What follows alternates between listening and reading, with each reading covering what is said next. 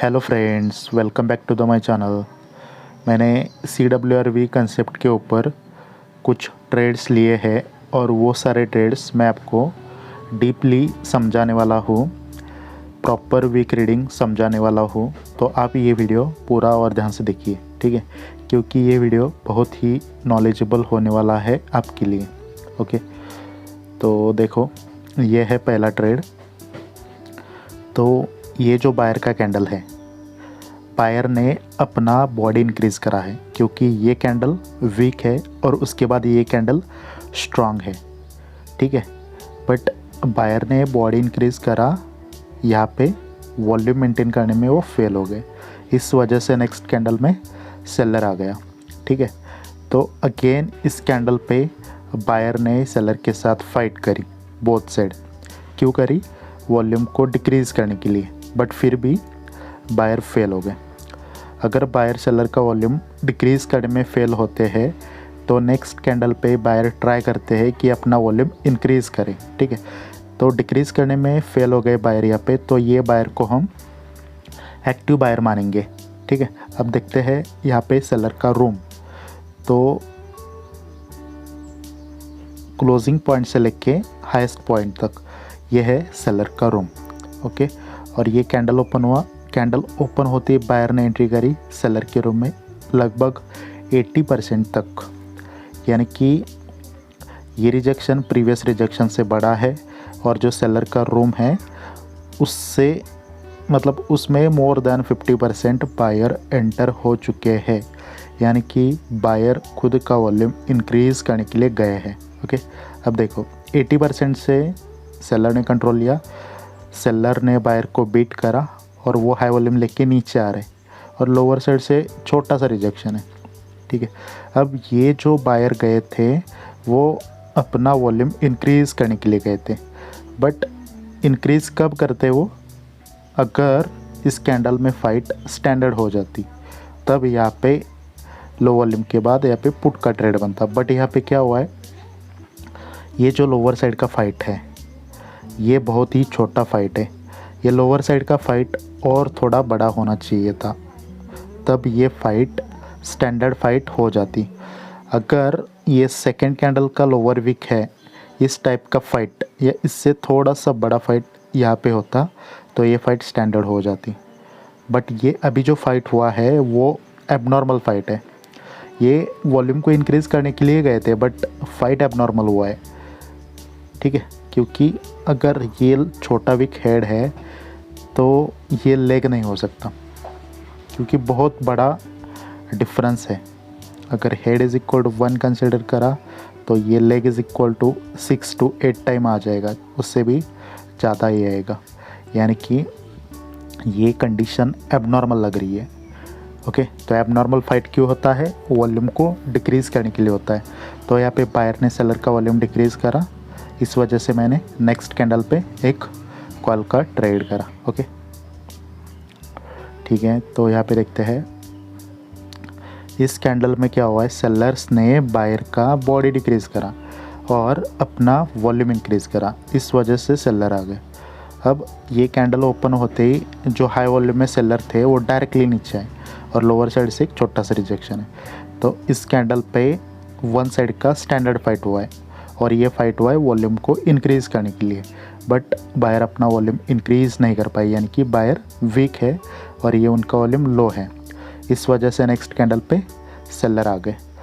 यहाँ पे बायर ने इंक्रीज़ करने के लिए ट्राई किया था अपना वॉल्यूम, तो नेक्स्ट कैंडल पे वो क्या करेंगे, सेलर का वॉल्यूम डिक्रीज़ करने का ट्राई करेंगे बायर्स, ओके। ये कैंडल ओपन हुआ, ओपन होते ही फर्स्ट एंट्री बायर ने करी और ये 50-60% तक बायर गए, ओके। और यहाँ से हाई वॉल्यूम लेके सेलर नीचे आ रहे हैं। ये जो बायर गए थे ये 50% तक गए थे, तो अगर यहाँ पे 80-90% ऐसे जाते तो हम मानते कि वो डिक्रीज़ करने के लिए गए हैं। ये 50% तक गए, यानी कि इससे पता चल रहा है सेलर स्ट्रांग है सेलर के रूम में, ओके। तो बायर ने तो सेलर ने क्या करा, अपना बॉडी इंक्रीज़ करा। ये बॉडी एक छोटा था, ये बॉडी एक स्ट्रांग बॉडी है, और जो लोअर साइड से जो क्वांटिटी था बायर का वो यहाँ पे मतलब ख़त्म हो चुका है, यानी कि यहाँ से यहाँ तक जो एरिया है वो टोटल एरिया सेलर का है, बट सेलर के पास यहाँ पे कंटिन्यू करने के लिए वॉल्यूम नहीं है। तो सेलर अपना वॉल्यूम मेंटेन करने में फेल हो गए हैं, इस वजह से मैंने यहाँ पे कॉल का ट्रेड करा है। ठीक है, देखते हैं नेक्स्ट ट्रेड। ठीक है, इस कैंडल पे देखो वन साइड का फाइट है ऊपर की साइड, तो ये फाइट हुआ है वॉल्यूम को इंक्रीज़ करने के लिए, बट बायर अपना वॉल्यूम इंक्रीज़ नहीं कर पाए, यानी कि बायर कैसे है, वीक है। ओके, तो वीक है और उनका वॉल्यूम लो है, इस वजह से सेलर आ गए। तो ये रहा सेलर का रूम। अगर यहाँ पे बायर को सेलर का वॉल्यूम डिक्रीज़ करने जाना है तो एटलीस्ट बायर को सेलर के रूम में मोर देन 50% एंट्री करनी होगी, और प्रीवियस रिजेक्शन से भी ये रिजेक्शन बड़ा होना चाहिए, बट वैसा नहीं है। बायर ने जस्ट ऊपर जाने के लिए ट्राई किया सेलर के रूम में, जस्ट 10 या 20%। इससे क्या पता चल रहा है, सेलर के रूम में सेलर स्ट्रांग है, क्योंकि बायर ऊपर जाने के लिए ट्राई कर रहे हैं बट सेलर उनको अलाउड नहीं कर रहे। ओके, तो यहाँ से सेलर हाई वॉल्यूम लेके नीचे आ रहे हैं और लोअर साइड से एक रिजेक्शन है। ठीक है, अब देखो ये फाइट है एबनॉर्मल। स्टैंडर्ड फाइट होने के लिए ये लोअर रिजेक्शन बॉडी से बड़ा होना चाहिए था, क्योंकि according to body upper wick standard है। अगर ये लोअर विक बॉडी से बड़ा होता तो ये फाइट स्टैंडर्ड होती। ओके, तो अकॉर्डिंग टू बॉडी ये विक भी स्टैंडर्ड रहता और ये भी रहता, तो नेक्स्ट कैंडल लो वॉल्यूम के बाद कंटिन्यू करता। बट यहाँ पे वॉल्यूम को इंक्रीज़ करने के लिए लोअर रिजेक्शन सफिशिएंट नहीं है, यानी कि ये फाइट कौन सी है, एबनॉर्मल। तो एबनॉर्मल फाइट क्यों होता है, वॉल्यूम को डिक्रीज़ करने के लिए। तो बायर ने यहाँ पे सेलर का वॉल्यूम डिक्रीज़ करा, तो नेक्स्ट कैंडल पे मैंने कॉल का ट्रेड करा। ठीक है, ओके, तो देखते हैं यहाँ पे देखो हाई वॉल्यूम लेके सेलर डायरेक्टली नीचे है, लोअर साइड से एक स्ट्रांग रिजेक्शन है। इस कैंडल पे स्टैंडर्ड फाइट हुआ है वन साइड का। तो स्टैंडर्ड फाइट क्यों होता है, वॉल्यूम को इंक्रीज़ करने के लिए, बट बायर अपना वॉल्यूम इंक्रीज़ नहीं कर पाए, यानी कि बायर वीक है और उनका वॉल्यूम लो है, इस वजह से सेलर आ गए। अब ये रहा सेलर का रूम। ओके, यहाँ पे इंक्रीज़ के लिए ट्राई हुआ है, तो नेक्स्ट कैंडल पे डिक्रीज़ के लिए ट्राई होगा। तो ये रहा सेलर का रूम, और इस रूम में जो सेलर गए हैं वो जस्ट 30-40% तक गए हैं। अगर उन्होंने 50% से ज़्यादा एंट्री करी होती तो हम मानते कि सेलर बायर का वॉल्यूम डिक्रीज़ करने के लिए गए हैं, बट यहाँ पे क्या हुआ है, जस्ट 30 या 40% बायर ने एंट्री करी है सेलर के रूम में। तो इससे ये पता चल रहा है कि इस रूम में सेलर स्ट्रांग है, क्योंकि बायर को सेलर के रूम में 50% से ज़्यादा एंटर नहीं होने दे रहे सेलर्स, यानी कि सेलर स्ट्रांग है। तो सेलर हाई वॉल्यूम लेके नीचे आ रहे और लोअर साइड से एक रिजेक्शन है। ओके, तो देखो ये जो फाइट हुआ था ये किस लिए हुआ था, वॉल्यूम को इंक्रीज़ करने के लिए। अब यहाँ पे जो बायर का क्वांटिटी था वो डिक्रीज़ हो गया नेक्स्ट कैंडल पे, और ये जो बॉडी था सेलर का वो इंक्रीज़ हो गया, यानी कि बायर का क्वांटिटी डिक्रीज़ हुआ और सेलर का क्वांटिटी इंक्रीज़ हुआ। ठीक है, और ये फाइट भी स्टैंडर्ड नहीं है। ओके, स्टैंडर्ड फाइट होने के लिए लोअर का रिजेक्शन बॉडी से बड़ा होना चाहिए था। ओके, और अपर रिजेक्शन भी थोड़ा सा और बड़ा होना चाहिए था, मतलब इतना नहीं, इतना कुछ होना चाहिए था, तब ये फाइट स्टैंडर्ड हो जाती। बट अभी फ़िलहाल ये फाइट है एबनॉर्मल। तो एबनॉर्मल फाइट क्यों होता है, वॉल्यूम को डिक्रीज़ करने के लिए। ठीक है, तो यहाँ पे वॉल्यूम डिक्रीज़ करने में बायर फेल हो गए सेलर का, तो नेक्स्ट कैंडल पे मैंने पुट का ट्रेड करा। ठीक है, ओके, अगेन यहाँ पे देखते हैं ये बायर के कैंडल का वॉल्यूम लो है, यानी कि इस कैंडल पे एबनॉर्मल फाइट है। स्टैंडर्ड फाइट होने के लिए अपर का विक छोटा होना चाहिए था, मतलब अभी जो मैंने मार्क करा है लगभग वहाँ तक होना चाहिए था। तो हम यहाँ पे बोथ साइड का इक्वल फाइट मान के इसको स्टैंडर्ड फाइट कंसीडर करते हैं, बट यहाँ पे ये स्टैंडर्ड फाइट नहीं है, ये फाइट है एबनॉर्मल। तो एबनॉर्मल फाइट क्यों होता है, वॉल्यूम को डिक्रीज़ करने के लिए। तो सेलर ने बायर का वॉल्यूम डिक्रीज़ करा, इस वजह से सेलर आ गए। ठीक है, अब हाई वॉल्यूम लेके सेलर डायरेक्टली नीचे आ गए और इस पॉइंट से बायर उनको रिजेक्ट कर रहे। ओके, बट बायर ने सेलर का वॉल्यूम डिक्रीज़ करने का तो ट्राई किया, बट वो फेल हो गए, इस वजह से सेलर आ गए। तो हम इस बायर को एक्टिव बायर बोल सकते हैं। ओके, अब बायर का रूम सेलर का रूम ये रहा, और लगभग यहाँ तक 50% आएगा। तो जो बायर ने एंट्री करी है सेलर की रूम में वो 50% तक करी है, यानी कि वो अपना वॉल्यूम इंक्रीज़ करने के लिए तो नहीं गए, जस्ट 50% तक गए हैं। जब यहाँ से सेलर हाई वॉल्यूम लेके नीचे आ रहे तो यहाँ तक आए वो, और लोअर साइड से अगेन एक रिजेक्शन है, ठीक है। तो यहाँ पे कॉल का ट्रेड लेने का एक ही रीज़न है, क्योंकि ये जो कैंडल है इसमें एबनॉर्मल फाइट हुआ है। जो अपर साइड का फाइट था वो और भी छोटा होना चाहिए था, जैसे कि यहाँ तक कुछ होना चाहिए था, और जो लोअर विक है वो ठीक ठाक है, मतलब लोअर विक को हम यहाँ पे स्टैंडर्ड कंसिडर कर सकते हैं, बट ये upper wick according to body standard नहीं है। अगर ये इतना फाइट होता तो upper wick to lower wick ये फाइट स्टैंडर्ड होता, क्योंकि ये फाइट इक्वल हो जाता तब। तो बोथ साइड इक्वल फाइट यानी कि स्टैंडर्ड फाइट। तो वो फाइट क्यों होता है? वॉल्यूम को इंक्रीज़ करने के लिए। अगर ऐसा होता तो लो वॉल्यूम के बाद हम पुट का ट्रेड करते हैं, बट यहाँ पे अपर विक बड़ा है और ये एबनॉर्मल है according to body. Lower wick exactly है स्टैंडर्ड अकॉर्डिंग टू बॉडी। एक साइड का फाइट स्टैंडर्ड है, एक साइड का फाइट एबनॉर्मल है, तो यानी कि ये टोटल फाइट कैसी है? एबनॉर्मल। तो एबनॉर्मल फाइट क्यों होता है? वॉल्यूम को डिक्रीज़ करने के लिए। तो यहाँ पे बायर ने सेलर का वॉल्यूम डिक्रीज़ करा, इस वजह से मैंने कॉल का ट्रेड करा है।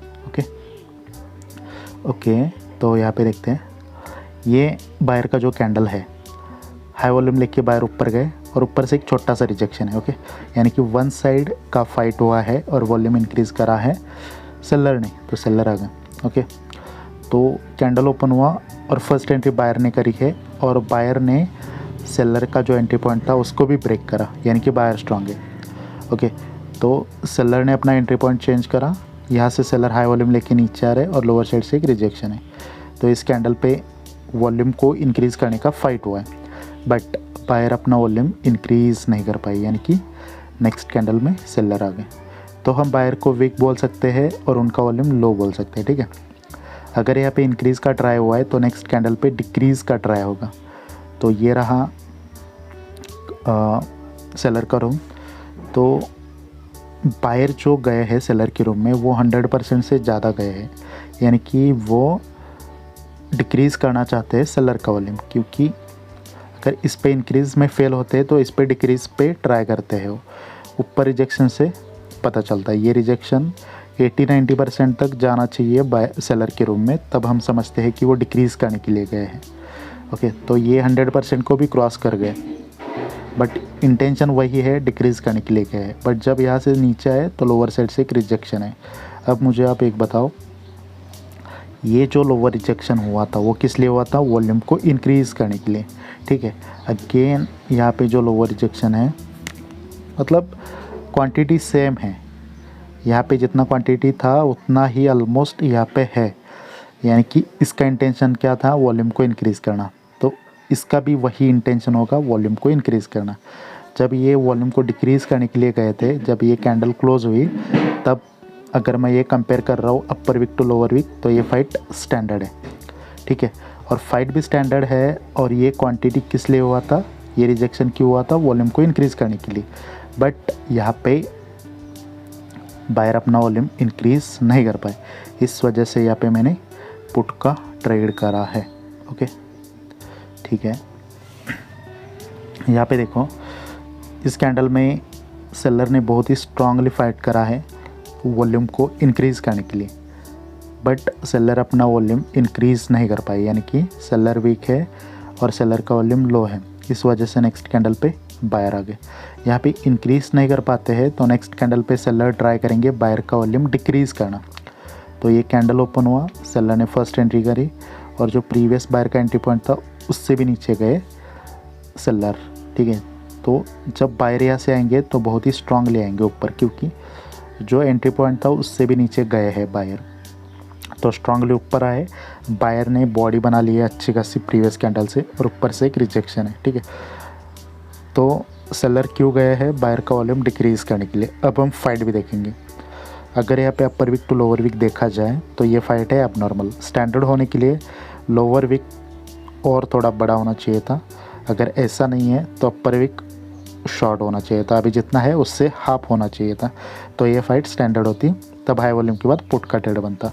बट यहाँ पे अकॉर्डिंग टू बॉडी ये फाइट है एबनॉर्मल। और इंटेंशन क्या है सेलर का, बायर का वॉल्यूम डिक्रीज़ करना, ठीक है, क्योंकि वो बायर के एंट्री पॉइंट को क्रॉस करके भी नीचे चले गए। ओके, तो वो डिक्रीज़ करने के लिए गए हैं और उसके बाद एबनॉर्मल फाइट है, तो ये दोनों चीज़ें वैलिडेट कर रही है, ठीक है। तो एबनॉर्मल फाइट क्यों होता है, वॉल्यूम को डिक्रीज़ करने के लिए। बट क्या यहाँ पे वॉल्यूम डिक्रीज़ कर पाए सेलर, नहीं कर पाए, इस वजह से नेक्स्ट कैंडल कॉल का बना। ओके, ठीक है। तो गाइस देखो यहाँ पे ये है CWRV की एक्यूरेसी। इसमें से 2 ट्रेड लॉस है और वो भी एक लॉस था एंट्री पॉइंट की वजह से और दूसरा लॉस था वॉल्यूम मिसमैच की वजह से। तो इसमें से ये जो सारे ट्रेड्स है ये सारे ट्रेड्स विन है, यानी कि इस दिन में मेरी एक्यूरेसी 100% थी। ओके, तो CWRV में आपकी एक्यूरेसी मोर देन 85, 95, 90 के ऊपर जाएगी, बट वो आपके अंडरस्टैंडिंग के ऊपर है। ओके, तो मेरा एक टेलीग्राम का चैनल है और उसका लिंक इस वीडियो के डिस्क्रिप्शन बॉक्स में आपको मिलेगा, तो आप वहाँ पे ज्वाइन कर सकते हो। और वहाँ पे मैं डेली ट्रेड्स पोस्ट करता रहता हूँ और जो मेरे स्टूडेंट है उसका रिज़ल्ट और उसकी जो एक्यूरेसी है और उनका फीडबैक जो है वो वहाँ पे मैं प्रोवाइड करता हूँ। तो किसी को भी अगर इस मेंटरशिप बैच में एडमिशन लेना है, जो बैच जुलाई मंथ के स्टार्टिंग में चालू होने वाली है, किसी को एडमिशन करना है तो वो लोग मुझे DM कर सकते हैं, ठीक है। तो CWRV प्लस प्राइज एक्शन ये दोनों बैचेस चालू होने वाले हैं और लिमिटेड सीट्स अवेलेबल है, सिर्फ 5 लोगों को ही मैं ले लूँगा और बाकी के जो स्टूडेंट आएंगे वो 1-on-1 में आएंगे, ठीक है। तो जिनको भी सीखना है तो वो मुझे मतलब DM कर सकते हो। ये जो CWRV होने वाला है वो बहुत ही यूनिक होने वाला है और ये मेरा मतलब सेल्फ डिज़ाइनड CWRV है। जो अभी तक आपने देखा है यूट्यूब पे, जो ऑलरेडी अवेलेबल है यूट्यूब पे, वो नहीं है, क्योंकि ये जो विक्स मेजरमेंट है, ये जो टॉपिक है वो टोटली न्यू है, क्योंकि ये मैंने खुद ने डिज़ाइन करा है। ओके, तो जिनको भी सीखना है वो मुझे ज्वाइन कर सकते हैं। और अगर ये वीडियो आपको पसंद आया है तो आप लाइक कर सकते हो, चैनल को सब्सक्राइब कर सकते हो और कोई सजेशन देना है तो कमेंट कर सकते हो। तो thank you so much for watching this video. मिलते हैं नेक्स्ट वीडियो में।